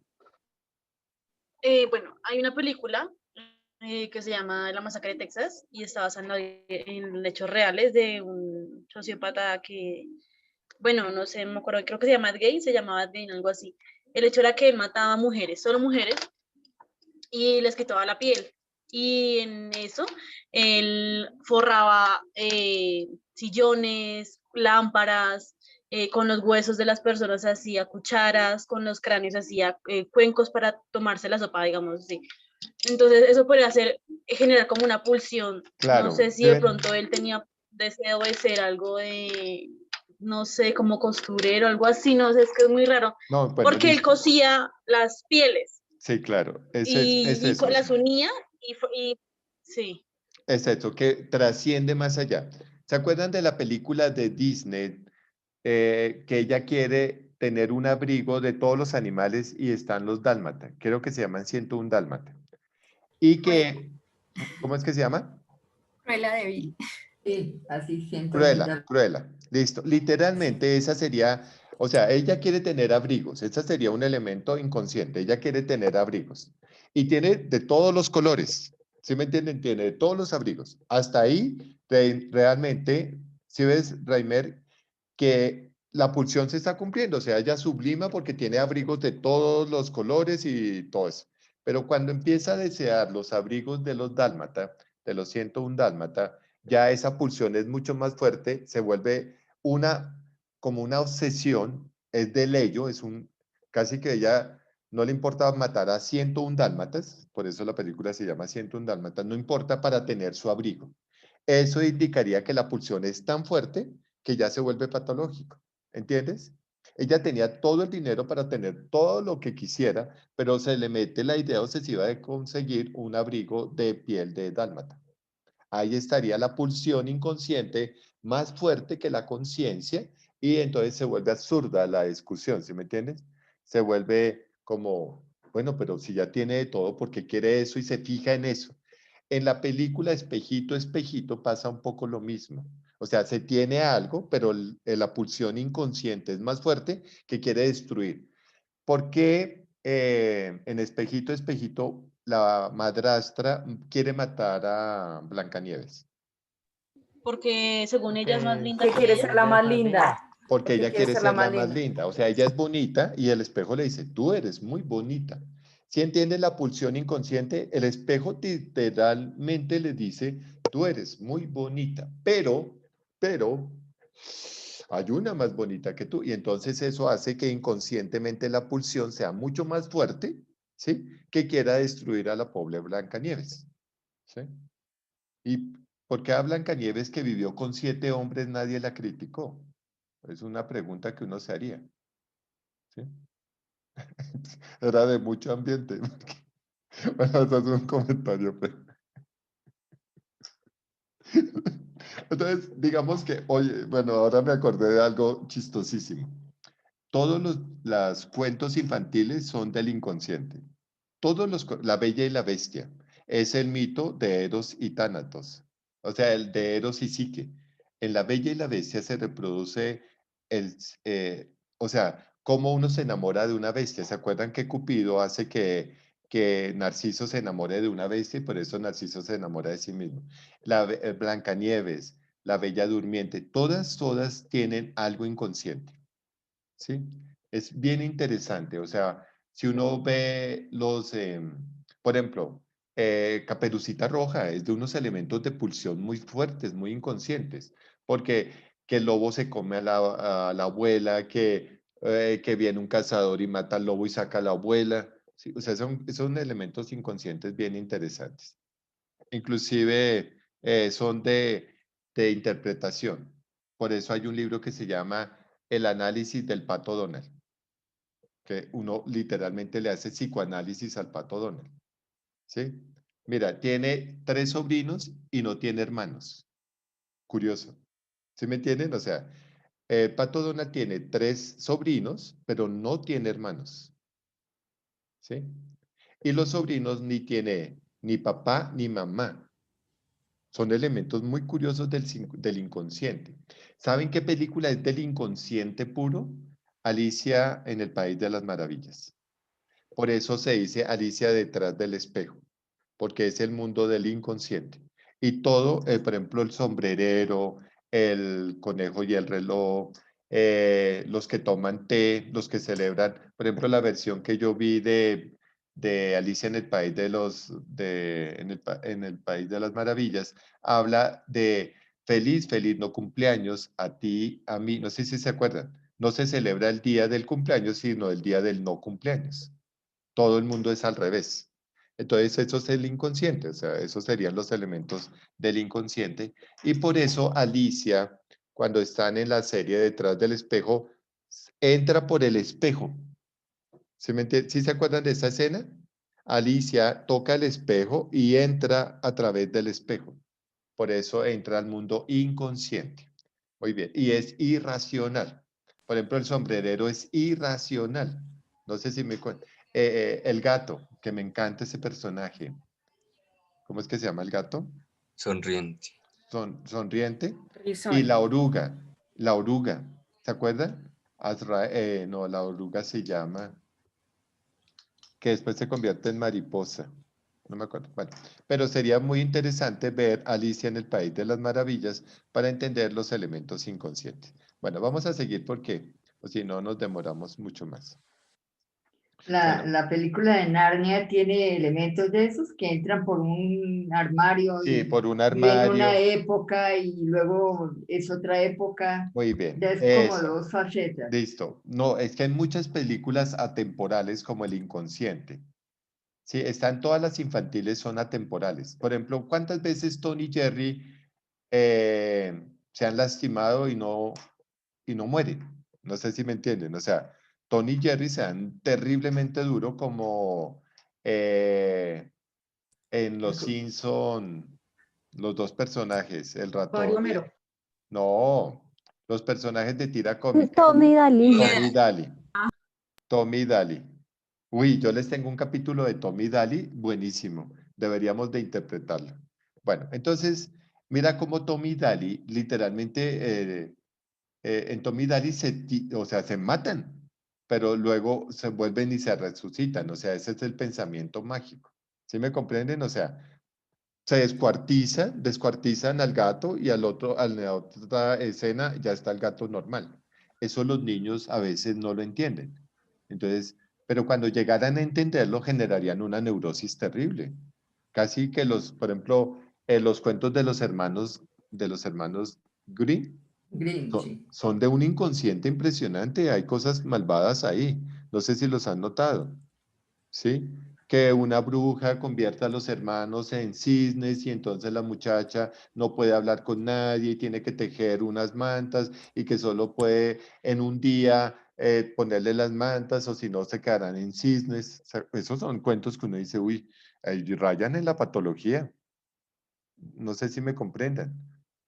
Sí, Profe, son muy delicados. hay un cuento de las hermanas Grimm que yo sé, desde que chiquita me ha llamado mucho la atención y es Barba Azul. Eso, Barba Azul Eh, que mata a las esposas y sí, le dice a una, no puedes entrar en ese cuarto. Y entonces ese man es una... entonces, digamos, como fundamentos, digamos, como factores del inconsciente sería cuando ella tiene la llave en la mano y le sangra la mano porque quiere entrar al cuarto y entonces Claro. tiene curiosidad de saber qué hay ahí. ¿Y quién recuerda esa curiosidad en donde la vimos en la mitología?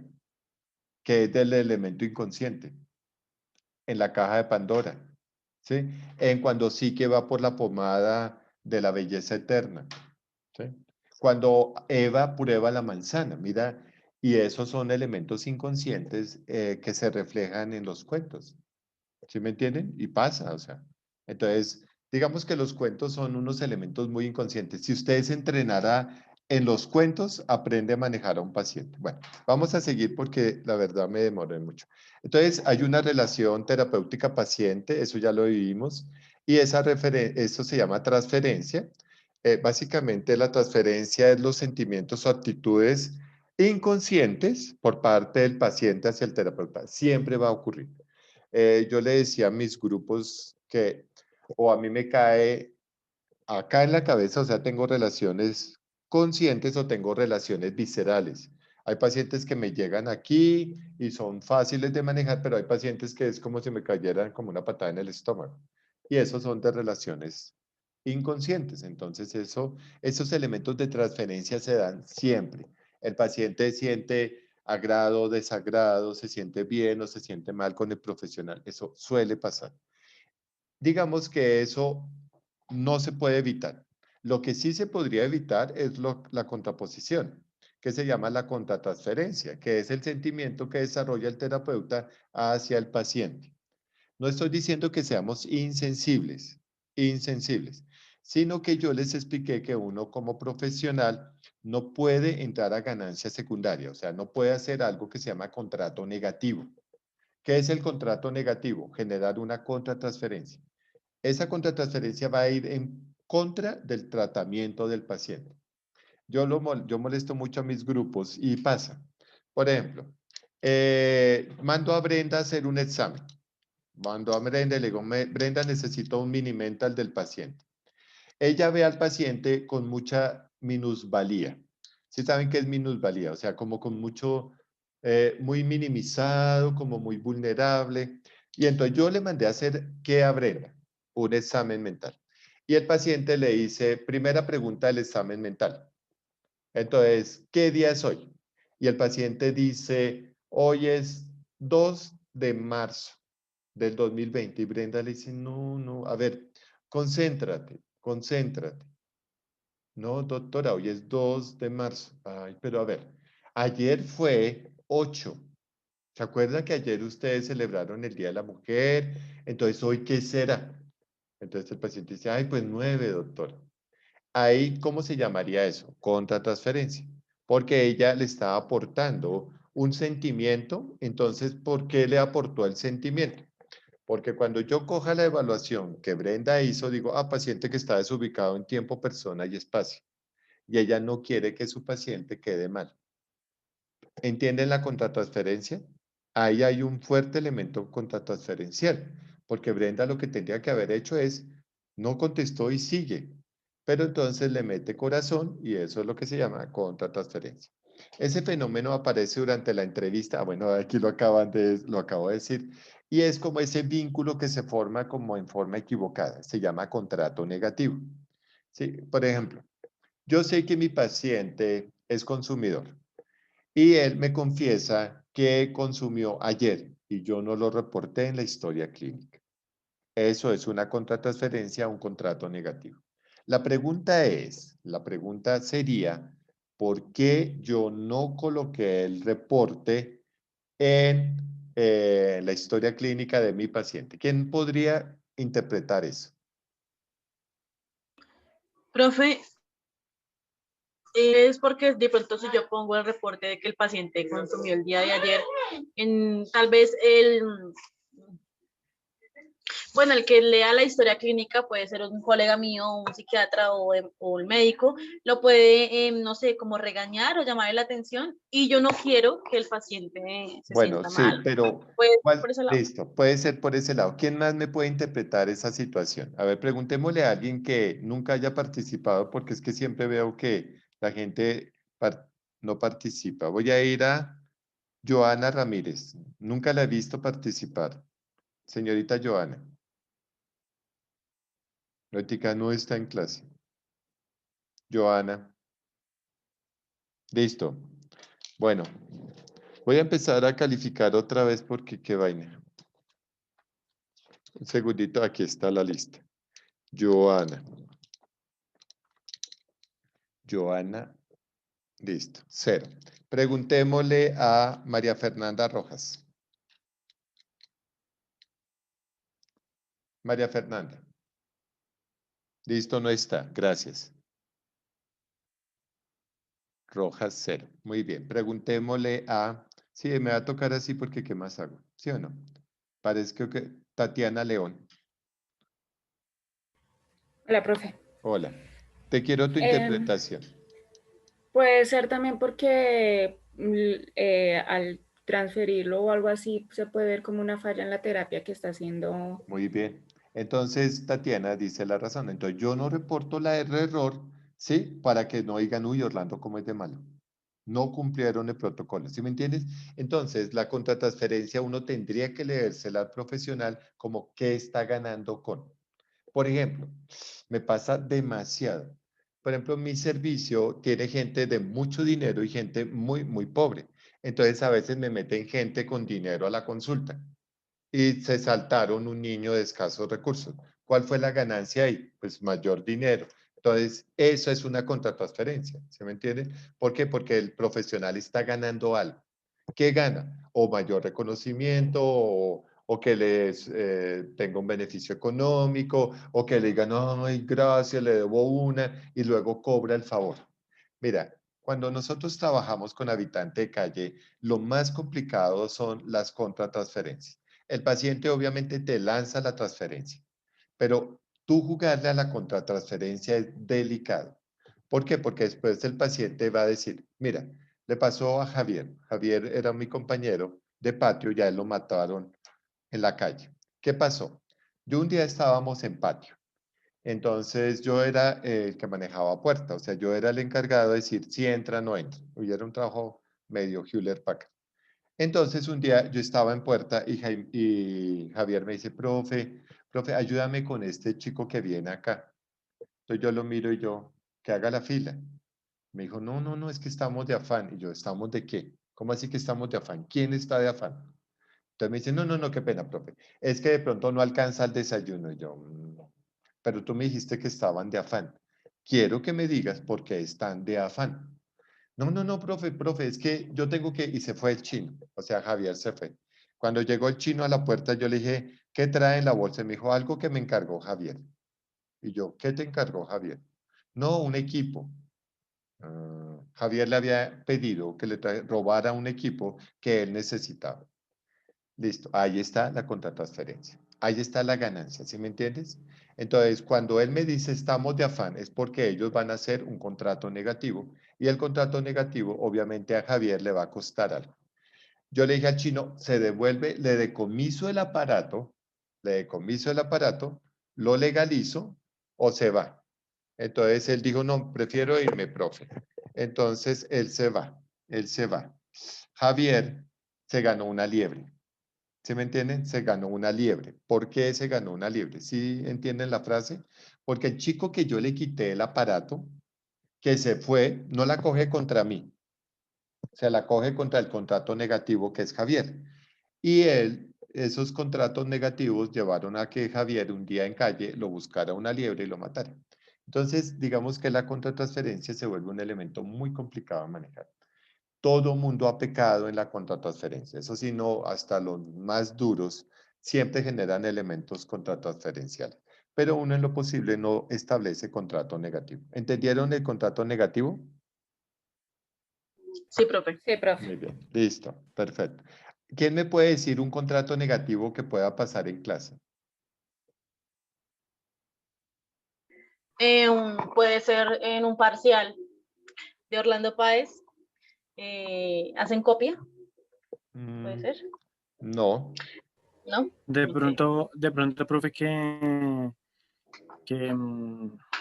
no sé, como lo que yo me está quedando la esposa con el otro profe, que entonces tiene una relación de docente-estudiante y el docente favorece a la persona con la que él se sienta, digamos, como más a gusto con esa otra persona. Entonces, Exacto. O ayuda de sea, pronto subiéndole unas de... listo, perfecto. Entonces, por ejemplo, yo molesto a una chica y ya esa chica dice, no, pero como Orlando me está molestando, pues ya hizo contratransferencia, entonces me tiene que pasar. Y si no la paso, entonces me denuncia. Ese es el problema de los contratos negativos. Es siempre, como por eso dicen, a uno le sale el tiro por la culata. Entonces, un poco, hay que evitar. No les estoy diciendo que es fácil evitar un contrato negativo, o sea, no es fácil, pero uno en lo posible evita. Bueno, ahora sí vamos a entrar al... Uy, es que mira, ya son ustedes hablan mucho. Vamos a entrar a los elementos de intervención, o sea, ya hemos hablado mucho del inconsciente, de las relaciones objetales, de cómo se establecen las ideas, de cómo muchas ideas se quedan en el consciente. Son muy pocas, la verdad. El consciente es tan pobre, ¿sí? Que uno diría, no, se estudia muy fácil, pero que no se estudia fácil, el inconsciente. Aquí tengo los mejores exponentes del psicoanálisis, obviamente está Freud, Erik Erikson, hay una técnica, cada uno tiene una técnica diferente, Melanie Klein, bueno, esos son los más importantes. Para mí los más importantes son Sigmund Freud, Erikson, Melanie Klein, Margaret, bueno, no me gusta mucho, y René. Son los más fuertes en el psicoanálisis. Para mí, los reduros, Erikson, Freud y Melanie Klein. Para mí, son los tres grandes psicoanalistas. Digamos que son de las escuelas antiguas. Se llama psicoanálisis clásico. Ahora hay unos que se llaman neofreudianos. Los neofreudianos son esos que tomaron elementos freudianos y los han tratado de llevar a otro nivel, por eso se llaman neofreudianos. Y hay técnicas terapéuticas neofreudianas, que en algún momento las voy a tocar.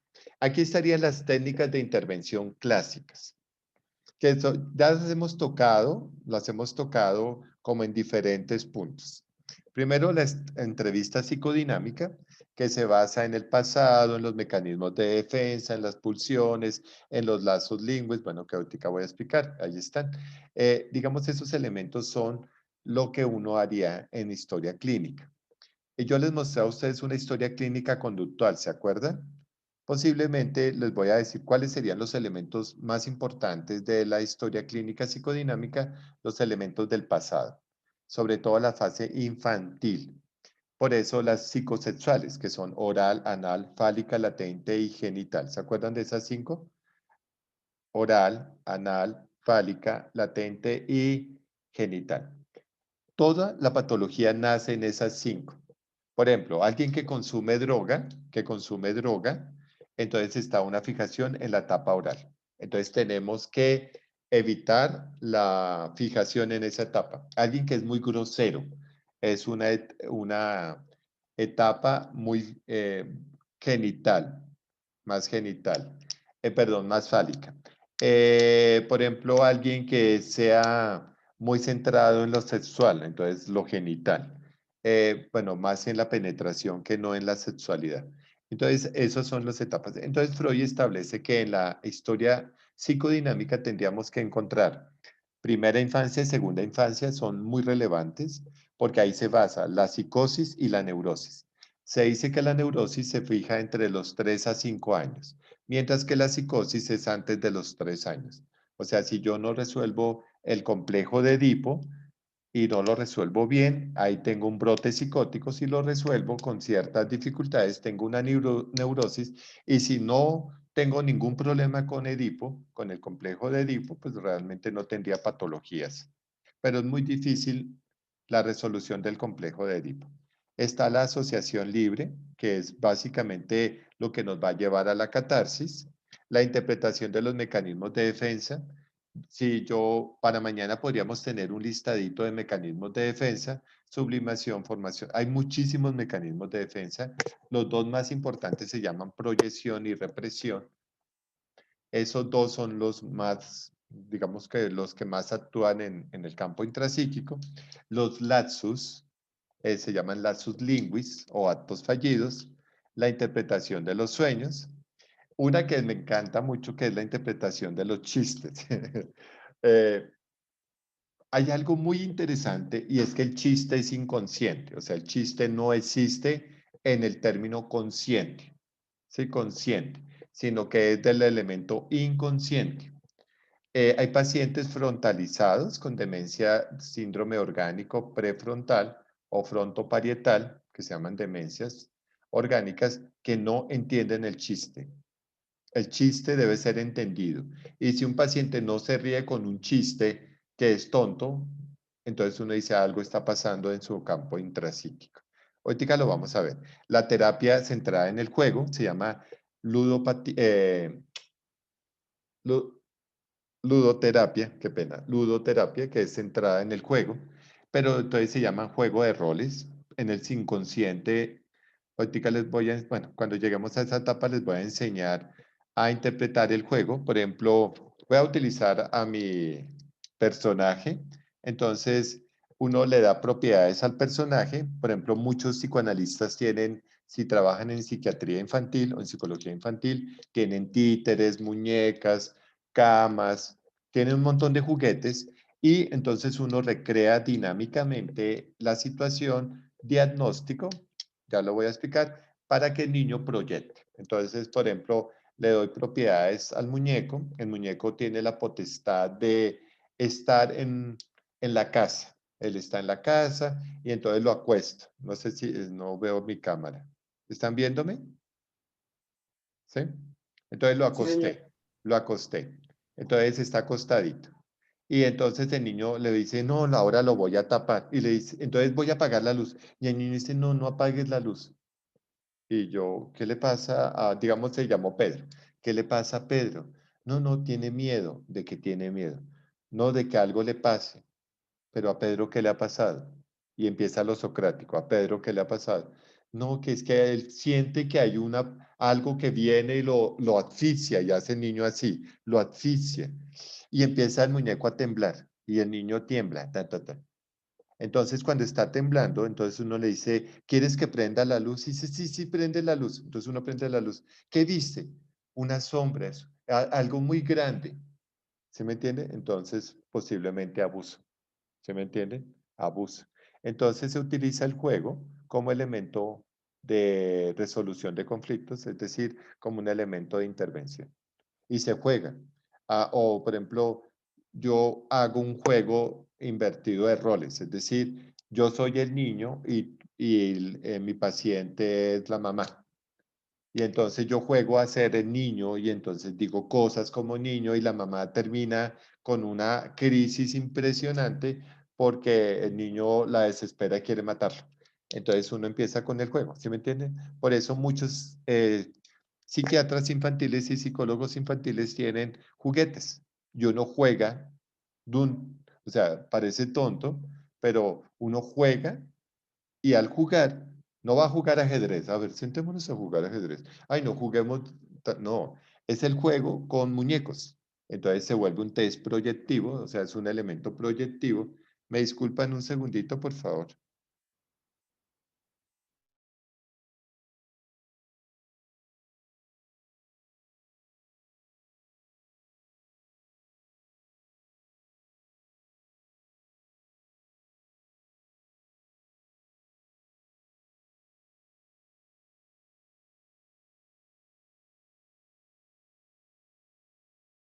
Entonces, digamos que esos elementos de juego se proyectan, casi todos los juguetes son proyectivos. Mira cómo hay películas con respecto a juguetes, por ejemplo, está Chucky o Annabelle. Entonces uno dice cómo esos muñecos logran proyectar algo, ¿sí me entiendes? Si son malos, y matan a la gente.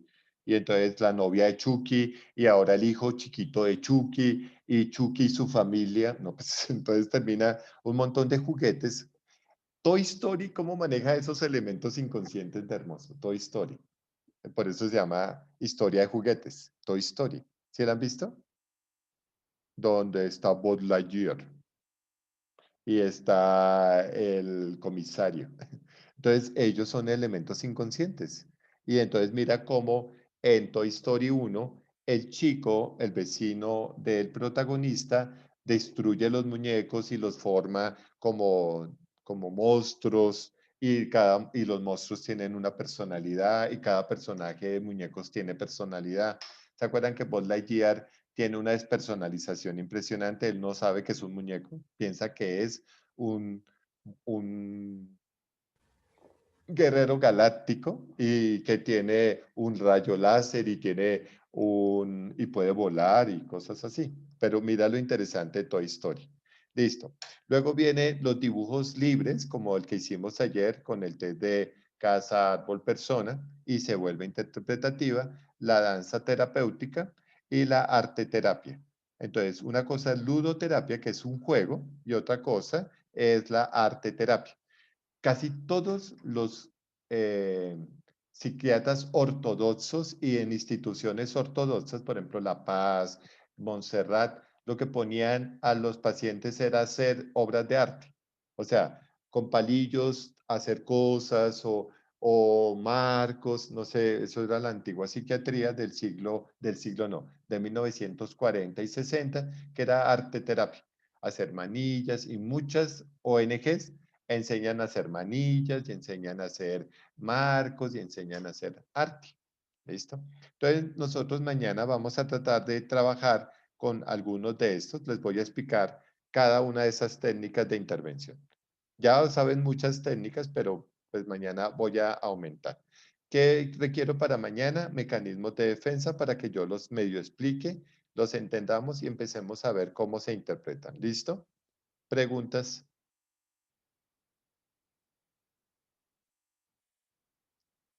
¿No?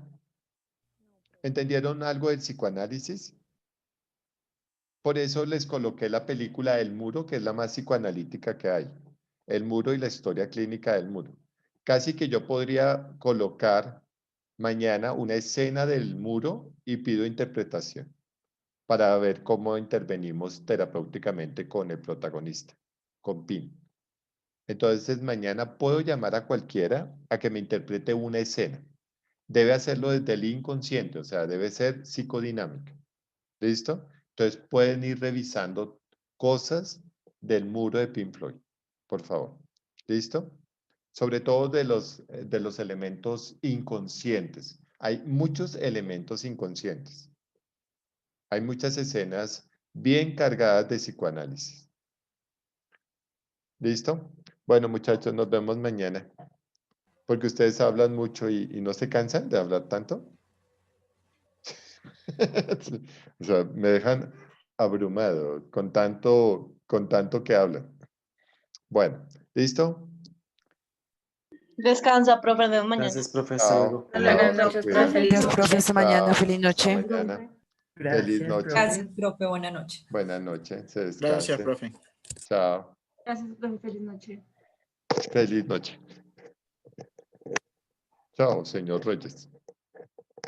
Buenas noches, profe. Descanse. Gracias. Harvey, ¿estás conmigo? Luisa, ¿me necesitas? Hola, señorita. Señorita Brenda, ¿me necesitas?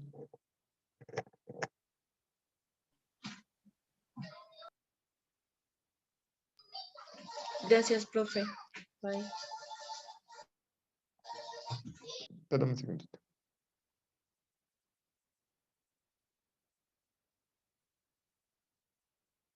Ah,